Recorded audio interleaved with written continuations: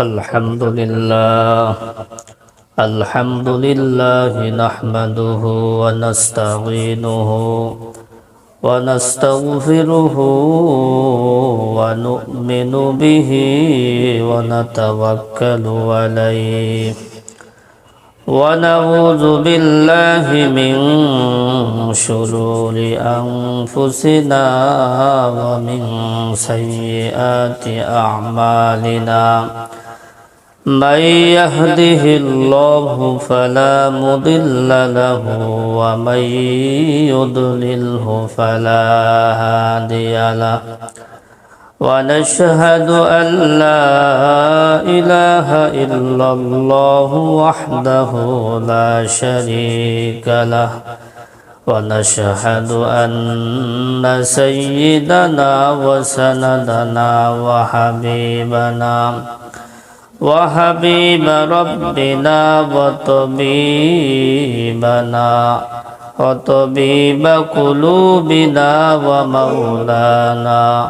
ومولانا محمدا عبده ورسوله أما بعد فأعوذ بالله من الشيطان الرجيم بسم الله الرحمن الرحيم نضع الموازين القسط ليوم القيامة فلا تظلم نفس شيئا وقال رسول الله صلى الله عليه وسلم لتؤدن الحقوق إلى أهلها حتى يقال للشاة الجلحاء من الشاة القرناء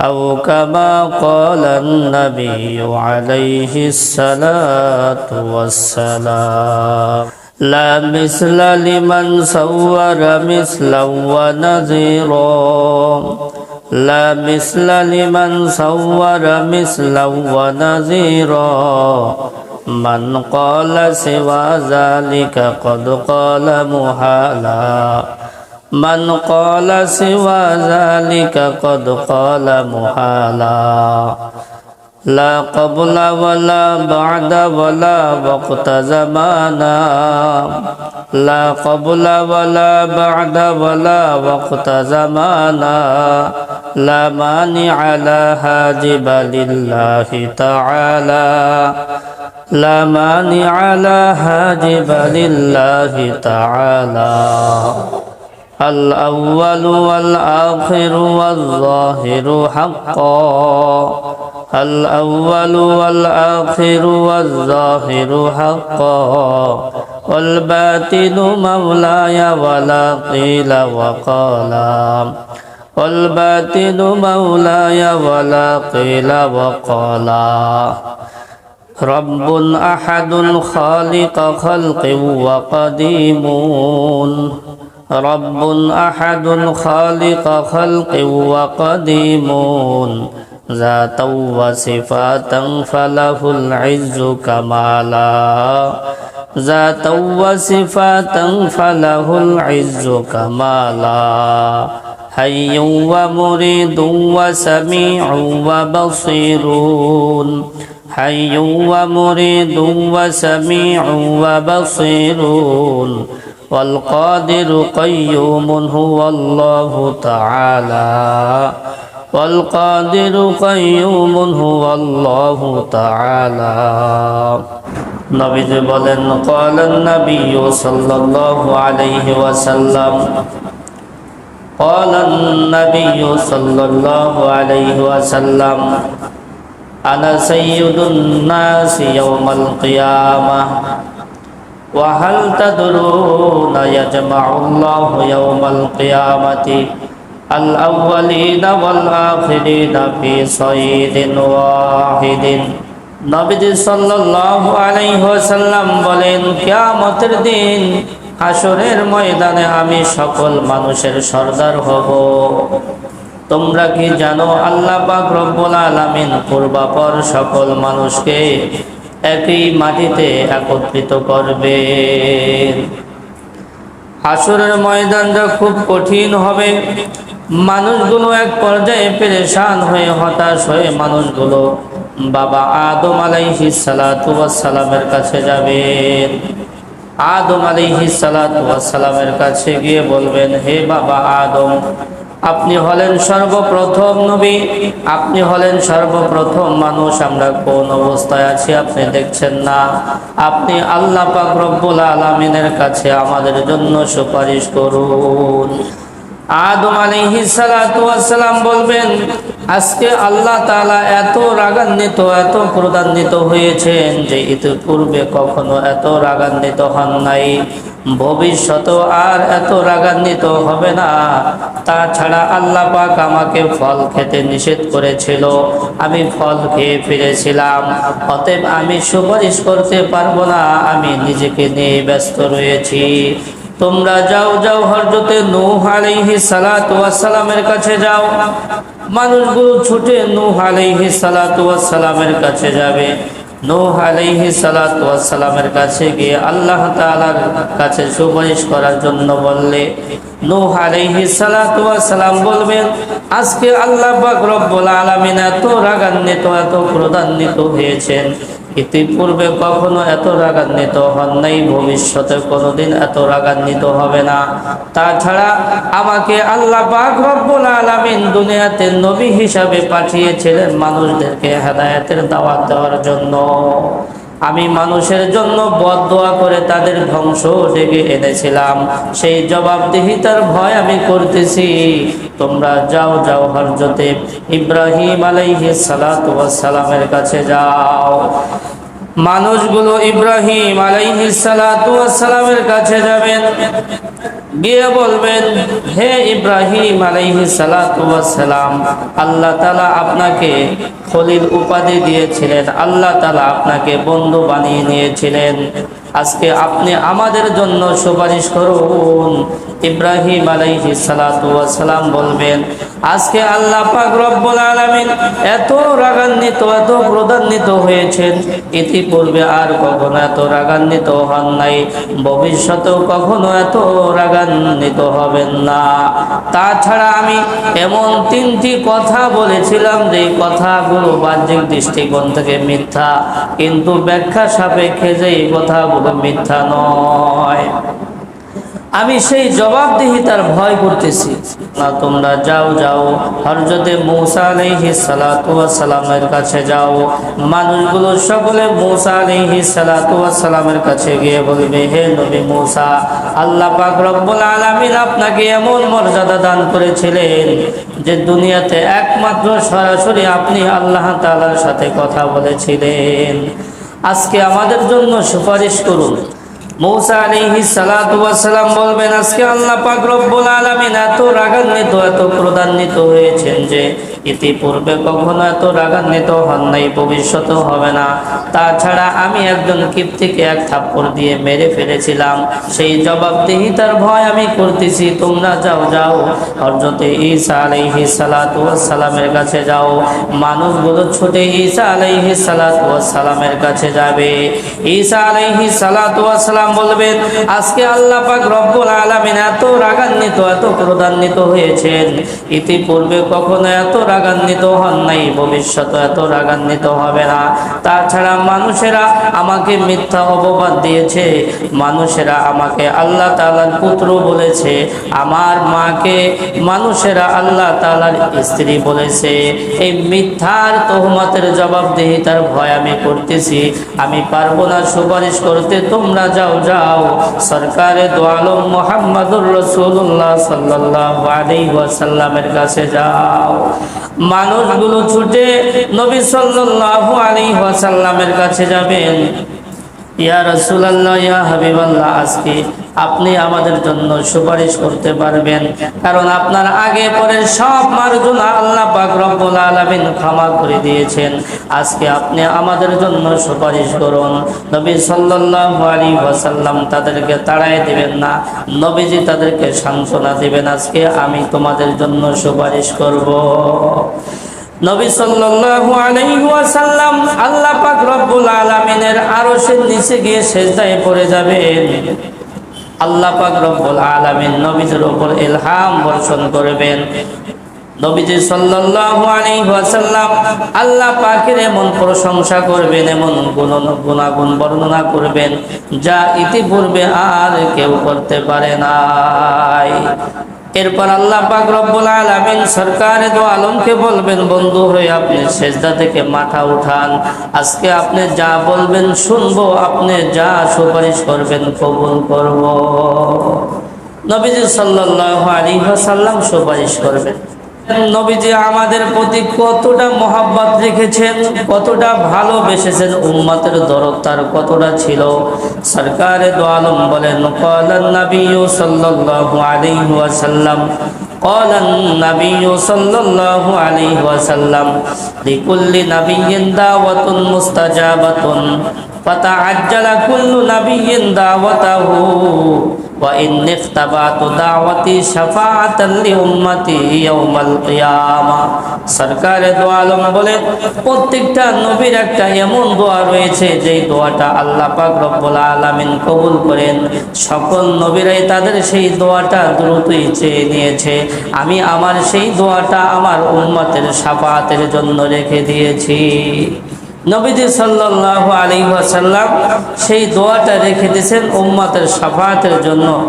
নবীজি সাল্লাল্লাহু আলাইহি ওয়াসাল্লাম শাফাআত করবেন, সেটাই হলো শাফাআতে কুবরা, মাকামে মাহমুদ যেটাকে বলা হয়।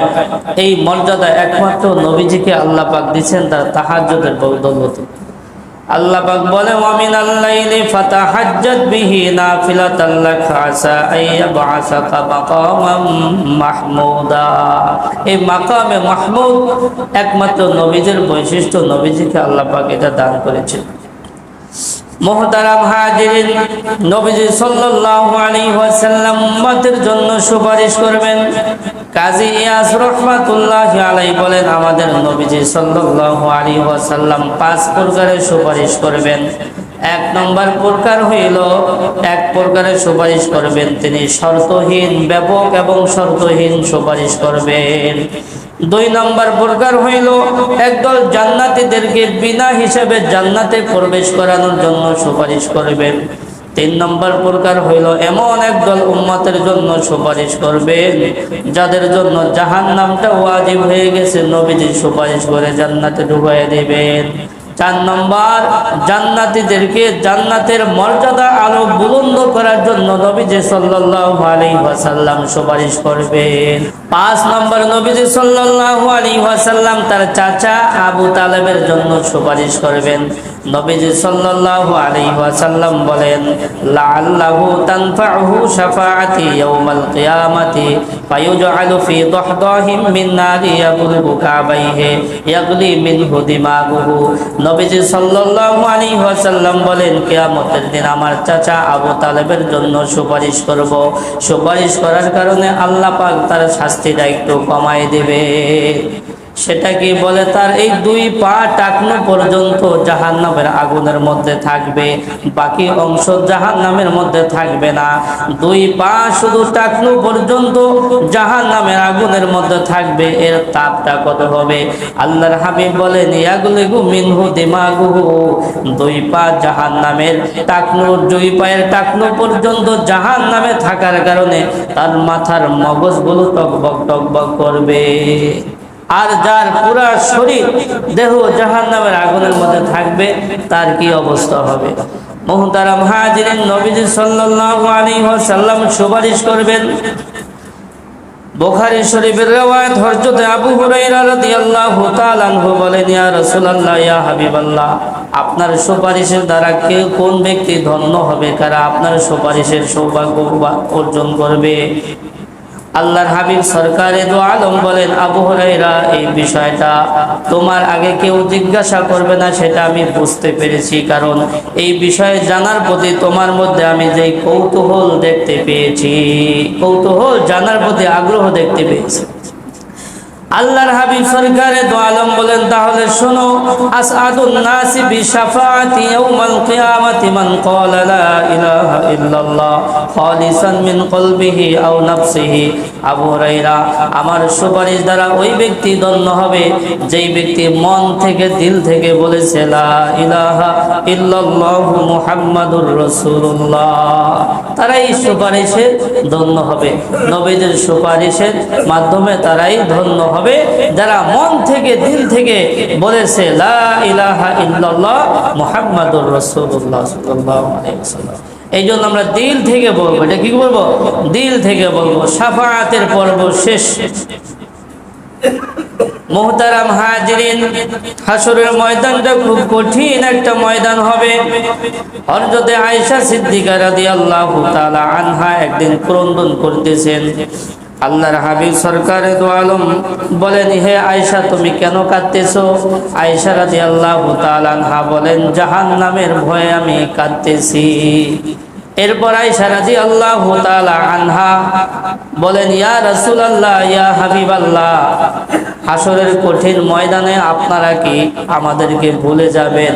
ইয়া রাসূলুল্লাহ, ইয়া হাবিবাল্লাহ, হাসরের কঠিন ময়দানে কি আপনারা আমাদেরকে ভুলে যাবেন?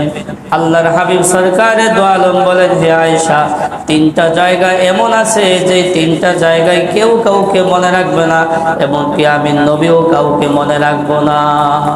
আল্লাহর হাবিব সরকারে দো আলম বলেন, আম্মা ফি সালাসাতি মাওয়াতিনা ফালা ইয়াযকুরু আহাদুন আহাদান ইনদাল মিজানি হাত্তা ইয়ালামা ইয়াখিফু মিজানুহু আও ইয়াসকুরু ওয়া ইনদাল কিতাবিহি লা ইউকালুহা উমকরাউ কিতাবিয়া হাত্তা ইয়ালামা আইনা ইয়াকাউ কিতাবুহু আমফিয়া বিহি ইদি আমফিয়া মিনিহি ওয়া ফি শিমালিহি ওয়া আও মিন ওয়ারাই যহরিহি ওয়া ইনদাল সিরাতি।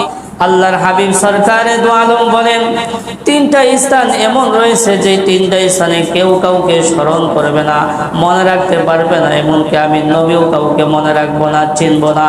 এক নম্বর হইল ইনদাল মিজানি, যখন আমল নামা মাপা হবে ওই মিজানের পাল্লার কাছে, যতক্ষণ পর্যন্ত জানা না যাবে যে আমল নামার পাল্লার ভারী হবে না হালকা হবে, এটার জানার আগ পর্যন্ত।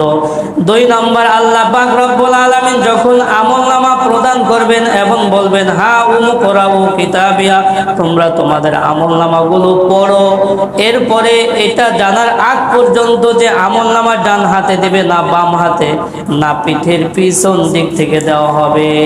তিন নম্বর, পুলসিরাতের কাছে যখন আমার পিছনে জাহান্নাম থাকবে, নবীজি বলেন এই তিনটি স্থানে কেউ কাউকে মনে রাখবে না, কেউ কাউকে চিনবে না, এমনকি আমি নবীও কাউকে চিনব না। এক নম্বর হলো যখন মিজানের পাল্লা দিয়ে মাপা হবে আমল নামা, এটা জানার আগ পর্যন্ত যে তার নেকির পাল্লা ভারী হবে না হালকা হবে।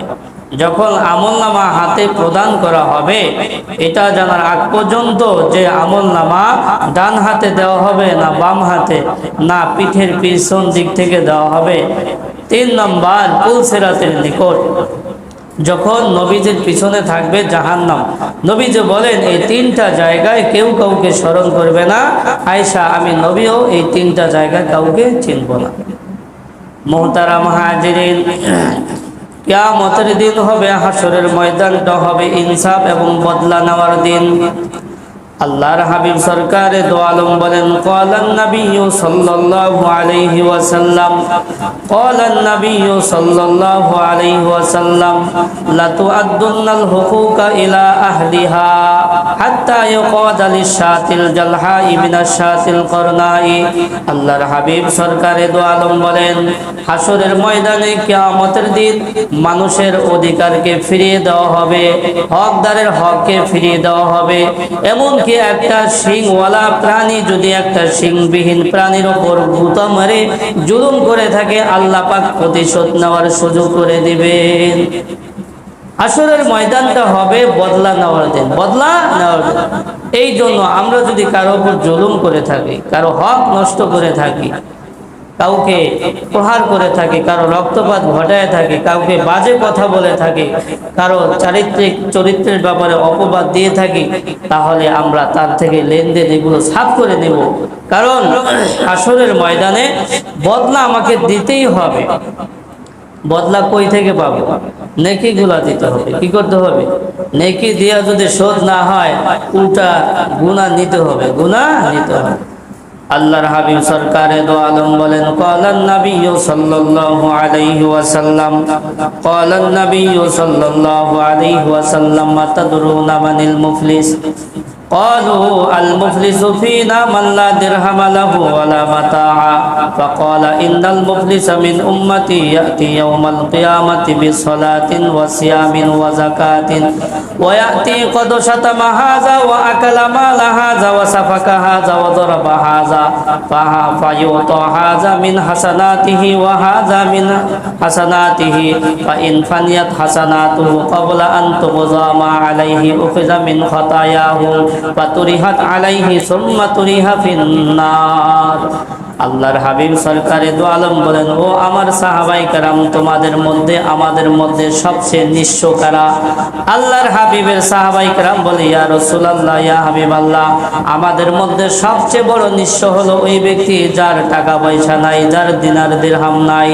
আল্লাহর হাবিব সরকারে দো আলম বলেন, কিয়ামতের দিন আমার উম্মতের মধ্যে সবচেয়ে নিঃস্ব হবে ওই ব্যক্তি, যেই ব্যক্তি অনেক নামাজ নিয়ে উপস্থিত হবে, যেই ব্যক্তি অনেক রোজা নিয়ে উপস্থিত হবে, যেই ব্যক্তি অনেক দান সৎকার সওয়াব নিয়ে উপস্থিত হবে, আর সে এই অবস্থায় উপস্থিত হবে যে মানুষের হক নষ্ট করেছে, মানুষের উপর জুলুম করেছে, মানুষের মাল খেয়েছে, মানুষকে প্রহার করেছে।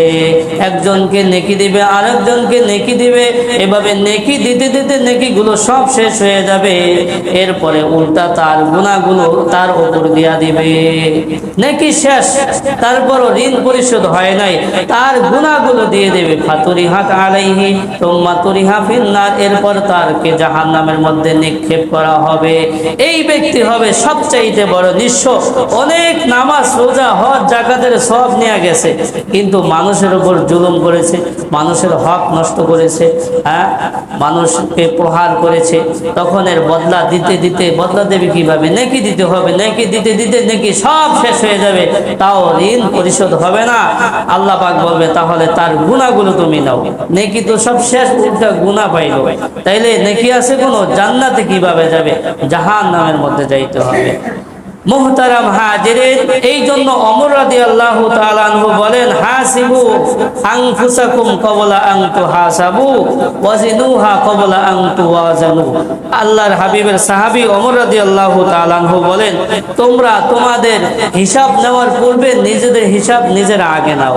তোমাদের আমলনামা মাপার পূর্বে নিজেদের আমলনামা আগে মাপো, আগে মাপো। মুহতারাম হাজিরিন, এরপর নবীজি সাল্লাল্লাহু আলাইহি ওয়াসাল্লামের হাউজে কাউসারের পানি পান করাবেন। হাউজে কাউসারের ব্যাপারে বর্ণনা আসছে। আল্লাহর হাবিব সরকারে দো আলম বলেন, আল কাউসারু নাহরুন ফিল জান্নাতি ওয়া হাফাতান মিন যাহাবিন ওয়া মাজরাহু মিনাদ দুররি ওয়াল ইয়াকুতি ওয়া তুরবাতুহু আতিয়াবু মিনাল মিসকি ওয়া মাউহু আহলা মিনাল আসালি ওয়া আবয়াদু মিনাস সালজি। সরকারে দো আলম বলেন, আল কাউসারু নাহরুন ফিল জান্নাতি, হাউজে কাউসার হলো জান্নাতের মধ্যে একটা নদী। ওয়াহাফাতাহু মিন যাহাবিন, যেই নদীর দুই কিনারা দুই তীর থাকবে স্বর্ণের। ওয়ামাজরাহু আলা দুররি ওয়াল ইয়াকুতি, যেই নদীর মধ্যে ইয়াকুত এবং মণিমুক্তার পাথরের উপর দিয়ে যেই পানিটা প্রবাহিত হবে। ওয়াতুরবাতুহু আতিয়াবু মিনাল মিসকি, যেই নদীর মাটিটা থাকবে মিশকে আম্বরের চাইতে অধিক ঘ্রাণযুক্ত। ওয়ামাউহু আহলা মিনাল আসালি, এবং তার পানি হবে মধুর চাইতে বেশি মিষ্ট। ওয়া আবয়াজু মিনাস সালজি, আর তার কালার রং থাকবে বরফের চাইতে বেশি সাদা, বরফের চাইতে বেশি সাদা। আল্লাহর হাবিব সরকারে দো আলমের হাত থেকে যেই ব্যক্তি একবার হাসরের ময়দানে ওই পানি পান করবে, জান্নাতে যাওয়ার আগ পর্যন্ত তার আর পিপাসা লাগবে না। কিছু কিছু মানুষের মাঝে দেয়াল হয়ে যাবে।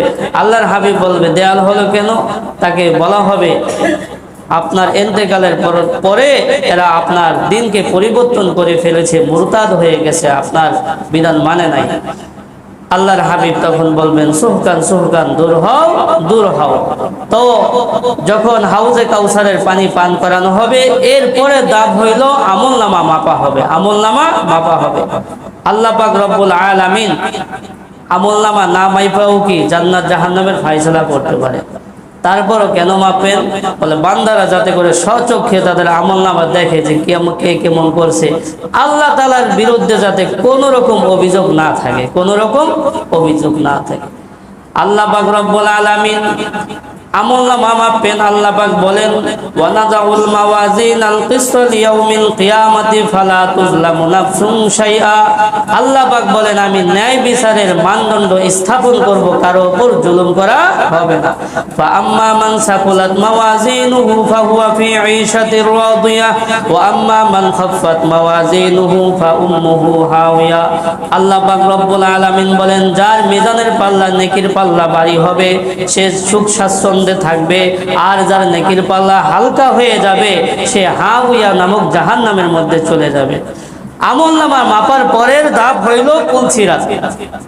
পুলসিরাত পার হইতে হবে। মুহতারাম হাজিরিন, যে পুলসিরাতের ব্যাপারে হাদিসের মধ্যে আছে চুলের চাইতে চিকন, হীরার চাইতে ধার, এবং পিচ্ছিল থাকবে, অনেক পিচ্ছিল থাকবে, এভাবে লোহার থাবা থাকবে। হাদিসের মধ্যে আছে কেউ কেউ ওই পুলসিরাত বিজলির গতিতে পার হবে, কেউ কেউ বাতাসের গতিতে পার হবে, কেউ কেউ পাখির গতিতে পার হবে, কেউ কেউ ঘোড়া দৌড়ানোর গতিতে পার হবে, কেউ কেউ মানুষের দৌড়ানোর গতিতে পার হবে, কেউ হেঁটে হেঁটে পার হবে, কেউ স্বেচ্ছায় পার হবে, কেউ কেটে কেটে জাহান্নামের মধ্যে পড়ে যাবে। যারাই যেইভাবে পার হোক জান্নাতে চলে যাবে।